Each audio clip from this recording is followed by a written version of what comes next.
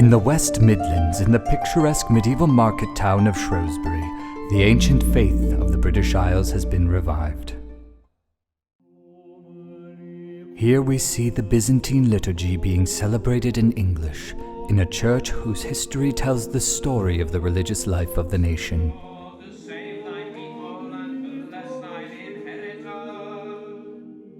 In fact, this unassuming little church is perhaps the oldest religious site still in use in the British Isles. Now in the hands of the Orthodox, the church has returned to its original Christian heritage. We first saw this church in 1991 when it was a farmer's store with the holes in the roof, and it was really very grotty and the walls were black. We bought it in 1994 and we started using it straight away. When the church was consecrated in 1997, so the Archbishop came to consecrate it, I think we may have had one icon, maybe two, and the rest were just gaps. It was a Saxon church, a big Saxon church, probably dating, I think, from somewhere before 700, in its origins anyway. And there must have been something very special here that people came to because it was so big. Because Anglo-Saxon churches are not big usually, they're small little churches. What it was, I don't know. But it is on a pagan site, because when we had the archaeology done, we discovered a post, about sort of that size, out there, and we then discovered that there had been other posts found the far side, so it stands in the middle of this arrangement of posts which date to 2033 BC. So it was a pagan ritual site that has been Christianized, turned into a Christian church, and it is still in use. So it has been a place of worship for people in Britain for 4,000 years. Maybe longer, who knows?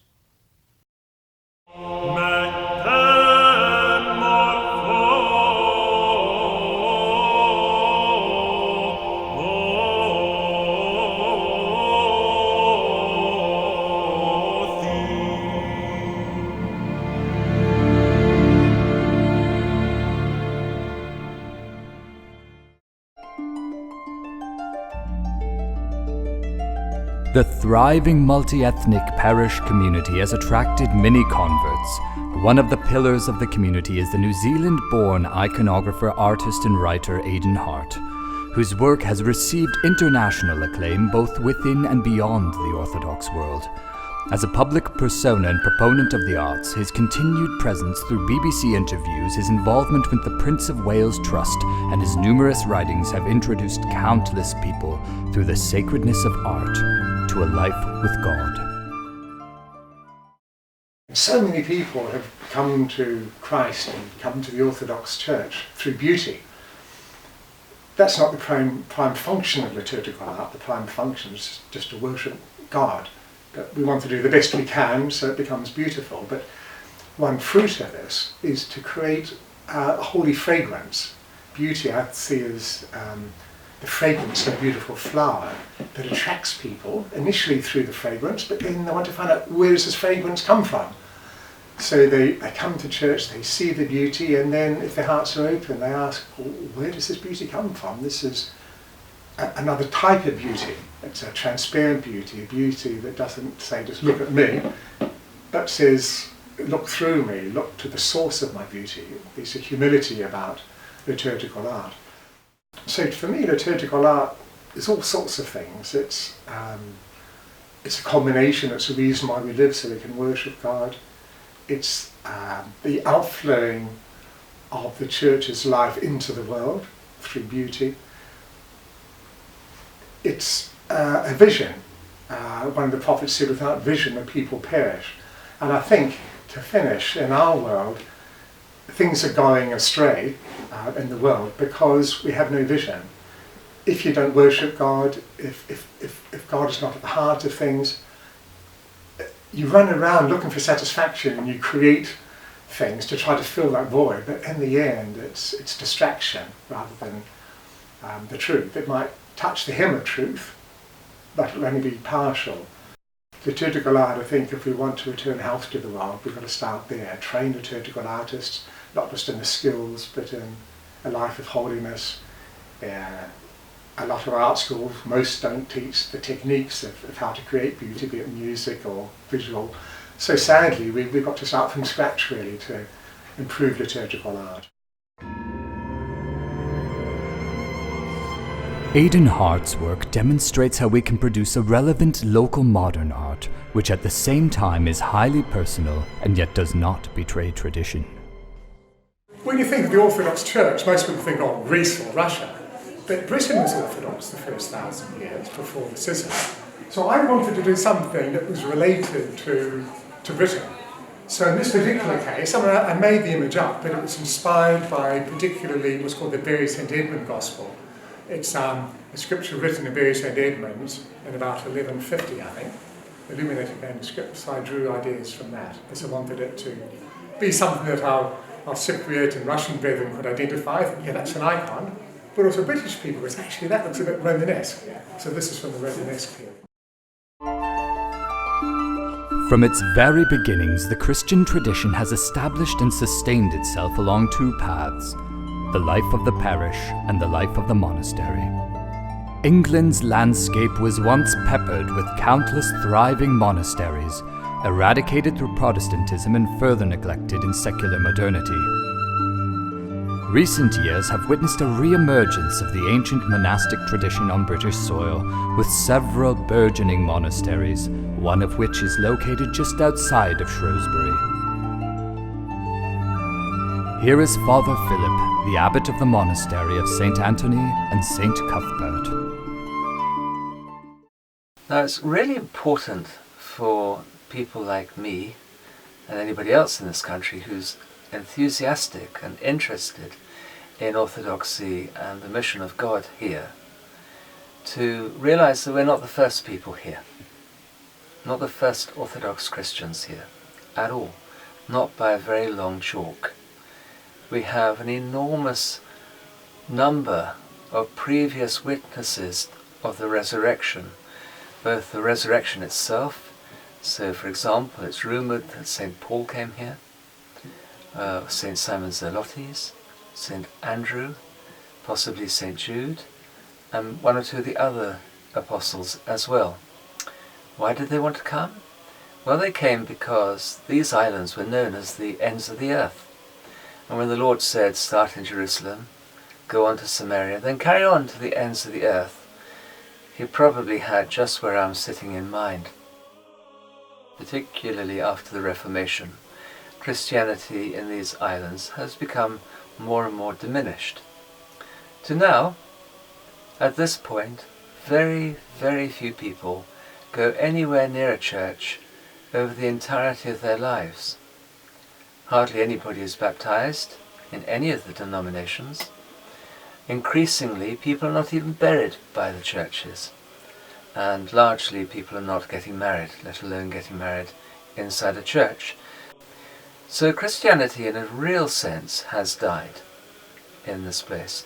So the mission that we're doing is definitely a mission from almost nothing.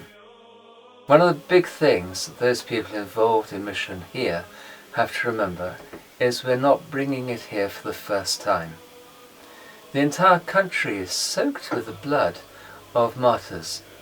For instance, in Lincolnshire alone, in one small valley next to the river with them, 300 people were martyred by the Danes on one afternoon. And that whole area is still seeped with the blood and the prayers of those martyrs of Bardney. Or in Crowland, where 78 people were killed in one day. And then a few months later, St Thurkettle, having started the monastery up again, he was then killed during the autumn of the same year, again by the Danes. Or all those people who were put to death throughout the time of the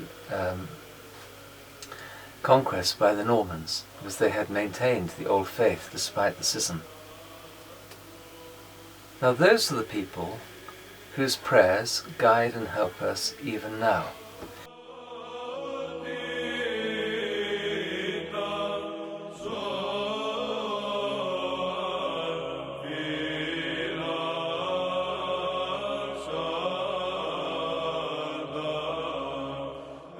Without a doubt, a growing interest has been kindled in the British Isles to return to the roots of its Christian Orthodox heritage. But still there is an overwhelming lack of knowledge about this legacy. Considering the global significance and near ubiquity of the English language, the re-Christianization of Britain should be of prime importance to the international Orthodox community.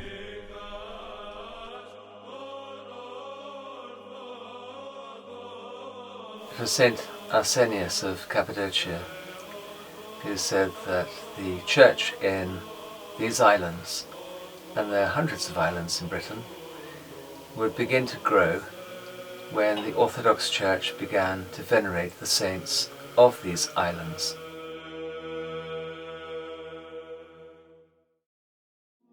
As the liturgy is the heart of the Orthodox experience, its celebration in its full grandeur is the living embodiment of the faith, sustaining those already present within it and attracting others through its holy fragrance. After a break with the tradition for nearly 1,000 years, the growing Orthodox communities on British soil require education in the liturgical arts.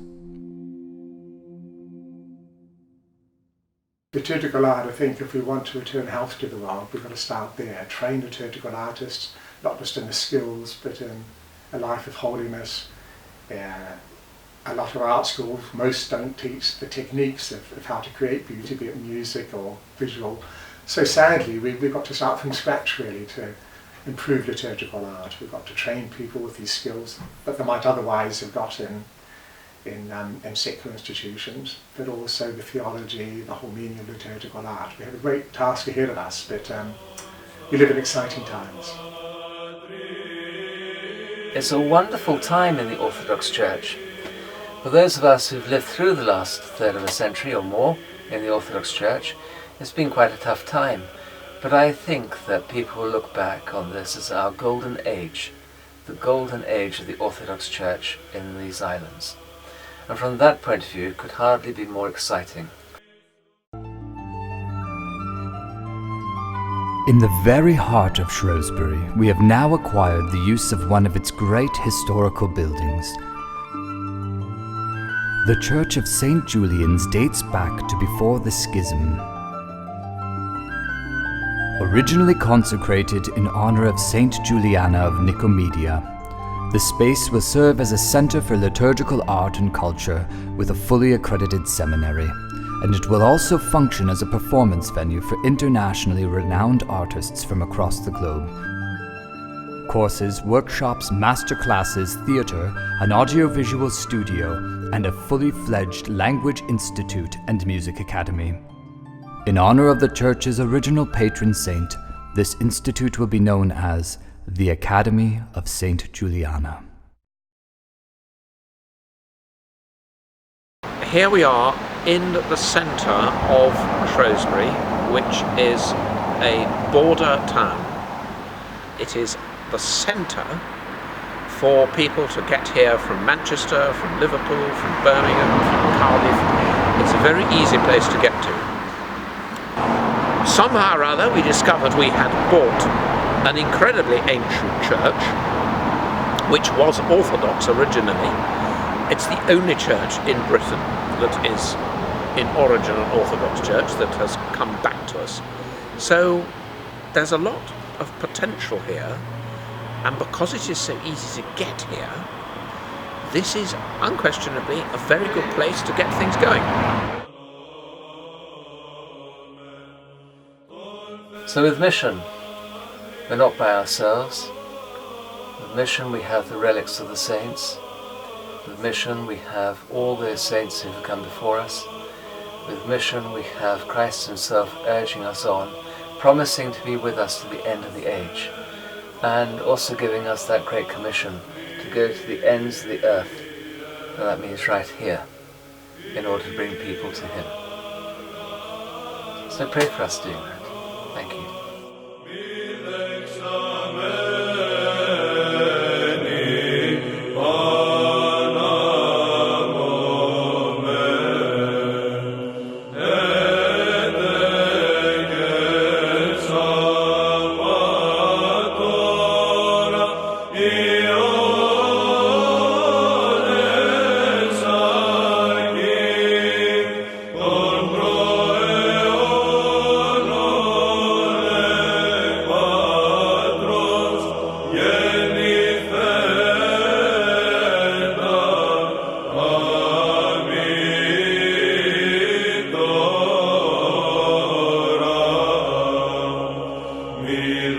Amor.